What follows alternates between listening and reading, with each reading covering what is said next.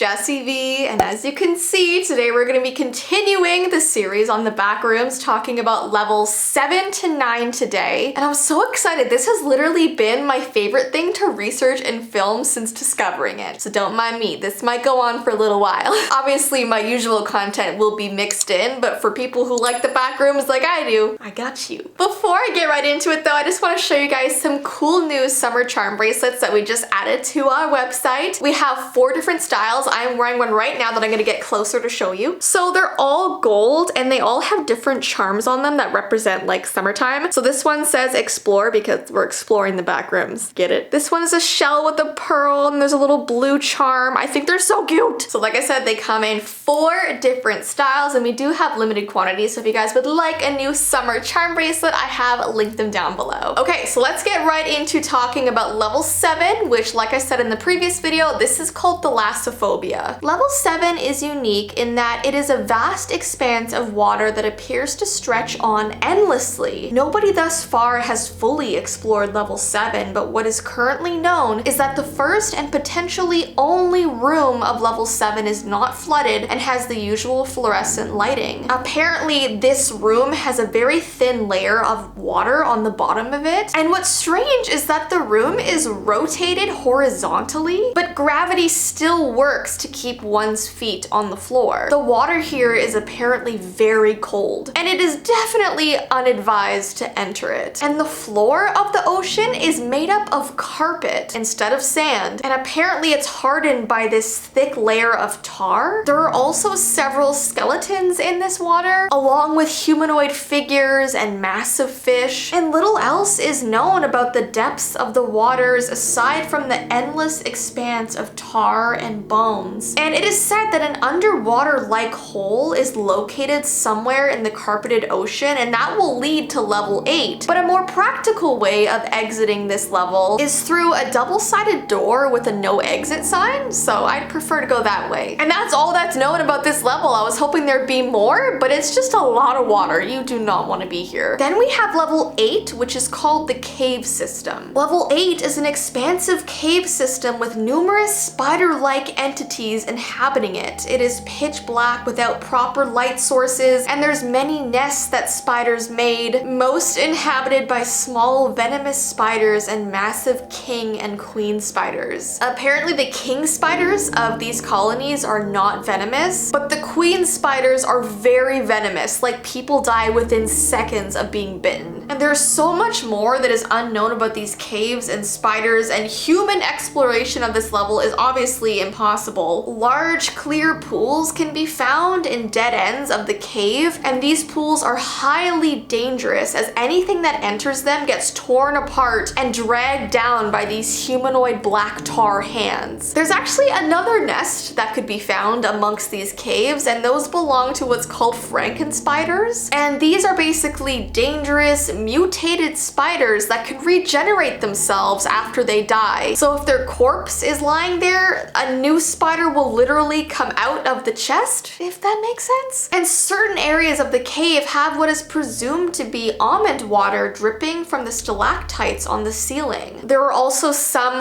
areas in level 8 that are inhabited by brown spiders, and apparently these are very unique to the Backrooms. These spiders are also found in nests, and they guard these very large egg sacs containing hundreds of newborn spiders. Now with these spiders, the males are also not venomous, but the females can grow to be over a meter long. Do you guys know how big that is? And apparently if they bite you, they can completely wipe your memory. It will also paralyze you, and they will eat you over a period of a day or 2. Other than the spiders, other Backrooms entities inhabit these cave systems. However, they stay clear of the spiders as well, who seem to be the apex predators of the level. So these spiders go after everyone, like the Backrooms entities and humans. Apparently, if you make yourself trip and fall, you will be transported to level 9. But apparently, you also have a 0.004% chance you could be transported to level 153, but it's very rare. Then we have level 9, which is called Darkened Suburbs. Level 9 is a seemingly endless suburban landscape with the time of day being locked to midnight. night. The houses in this level vary in design and size, although there are reports of spotting 2 houses near each other that are the exact same. The houses of level 9 appear to be furnished and fairly new, containing items present in typical houses such as sofas, televisions, beds, refrigerators, vast backyards containing a wide amount of vegetation. But in rare circumstances, some houses have been observed to be entirely void of any of these features and completely barren. And most electronic devices that you may find in these houses don't work because of the absence of a valid power source in the back rooms. Now, the streets of level 9 are the most dangerous aspect of this level. The wet, unpainted asphalt roads take on the consistency of quicksand, and if you walk on them, you will become quickly submerged and trapped. Now, the stone sidewalks that line these roads don't appear to have that quicksand property, but apparently you should still avoid walking on them in case you trip and fall into the road. The street lamps lining the level are typically powered off and inactive, though some bizarrely flicker despite the absence of power. And there are a lot of entities that lurk on this level, such as smilers, skin eaters. There are some we haven't even spoken about yet, like death moths, clumps, death rats, and lurkers. So death moths are giant moths that inhabit the back rooms, and while the male death moths are mostly harmless and possibly even tameable, the females are several sizes larger, and apparently they can spit acid and they're super hostile. Now, death moths are attracted to light, so if you hear fluttering wings nearby, turn off all devices. No flashlights, don't even go near any light source. Then we have what are called clumps, and these are very hostile entities, and they appear to be clumps of arms all together in groups, and the arms flail about and extend in every direction, and they are known to inhabit vents, cabinets, and other tight spaces. Now, the pictures I'm showing you are from the artist Trevor Henderson,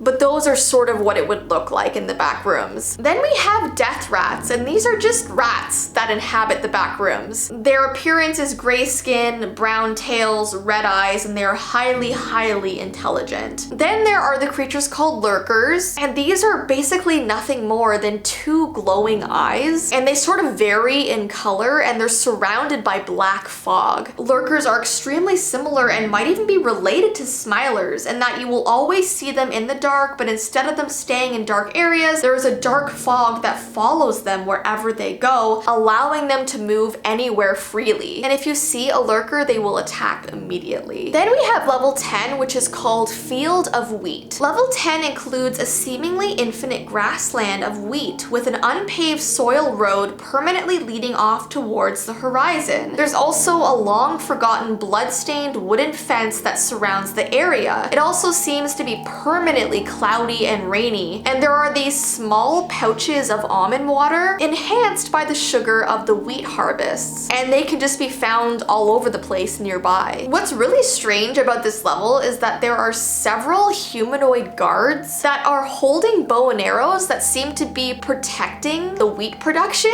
and upon sighting one, you'll suddenly hear this trumpet sound, and this flare of arrows will come raining down on you. Aside from the limited abundance of wheat existing, people have found other things hiding amongst the grass, like knives, empty containers of liquid, rotten food, flashlights, and cell phones, which obviously have dead batteries, they don't work. And the faint tone of crying and formless singing can frequently be listened to in the level, and is speculated to be related with the disappearances of a significant amount of wanderers, as the field acts as a maze. So it is believed that those people who have been here and have gotten lost have disintegrated into the dirt, which fertilizes the wheat harvests. Now, there are apparently 2 different kinds of entities on this level. The first are the archers that I spoke about. They live in these giant stone towers that has furniture looking like it came from the 7th century, and they are protecting the harvests and will shoot you with arrows if they see you. And then there are these entities called gluffs, and they are apparently giant balls of fat that kind of look like humanoid tumors, and they just frolic around the wheat fields, and they sweat out almond water that helps to feed all the wheat and the grass. And apparently they can also help you get to level 10 if you're lost. They can talk and understand the human language, and you can ask them any question about the level that you want, but but you cannot ask them general questions about the backrooms as a whole. For example, if you ask them how were the backrooms made, they will reply with something like, I cannot answer that. Another random fact is that there is a group of 73 people that permanently reside on this level that are obsessed with finding an angel there. And they think that if they find this angel, it will return them to the real world. Now, there's this really creepy note that was apparently recovered from a missing wanderer that was never found, and I'm gonna read what the note says. I've been walking for 6 days and there's been nothing but this dirt road and the fields surrounding it. I discovered this delectable substance tasting almost like almond water in the fields on multiple occasions. It tastes sweet. There seems to be something roaming in the mist, but I've been incapable to get a clear photo of it yet. It doesn't appear to resemble anything currently on our databases. Do not leave the path, do not. Upon the sounds of trumpets roaring in the distance and a loud voice echoing fire, a flurry of arrows can be seen. I've been hit by 3 or 4. I've lost tally of how many arrows hit me. I'm still bleeding and it doesn't look like medical attention's arriving any soon. Of course not. It looks like I'm gonna perish here. No, everything is calm, everything is fine, it's completely silent. She saved me. An angel appeared in the sky, trumpet in hand. And that's how the note ends, so it's super, super eerie. So the next level is called Endless City. So tune in for next time because I'll be talking about a few more levels, and give this video a thumbs up if you like this series and want me to keep doing it because I love it. I am so fascinated by this. Anyways, guys, I hope you enjoyed today's video. Don't forget, if you would like a new charm bracelet, I have linked it down below. But I hope you have an awesome rest of your day and I will see you in my next video.